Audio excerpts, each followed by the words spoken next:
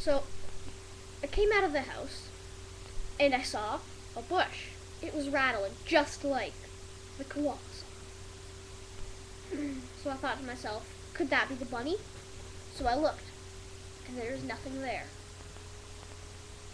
I looked up at a tree, and it was blowing around too, but there was nothing there. And then I realized it was the wind! But what could be causing this wind? And I thought it must have been the ghosts of the bunny, the man, and the koala bear.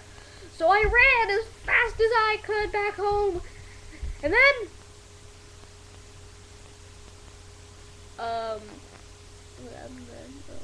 oh yeah, I saw a pie, a fork, and a steak knife. And I thought, wait a minute. Here there's a pie. There's a pie. Here there's a fork. There's a spoon. Here there's a steak knife. There's a butter knife. Oh my god! I'm in the other dimension of the world! Except they didn't have spoons or butter knives! So I quickly ran over to the other house where they had spoons, forks, butter knives, steak knives, pies, and all that other stuff.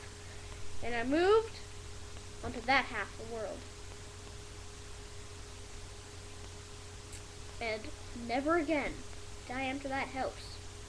The story's not over. In my new house, there was a spoon, a fork, a pie, a steak knife, a butter knife.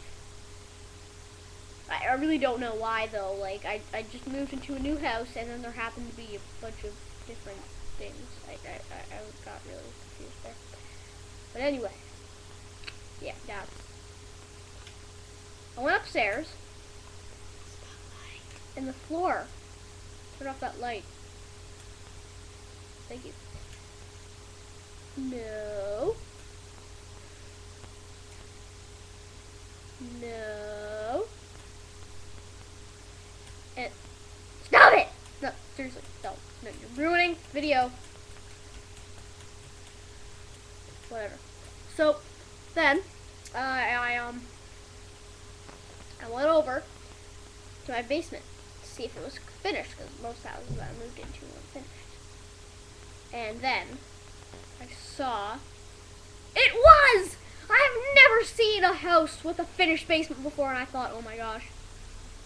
The other animals, the boy, the koala bear, the man, and the bunny must have built this house and tried to make it as good as possible, but still making it bad so that like every time I stepped on the ground it would break and I'd fall at the bottom.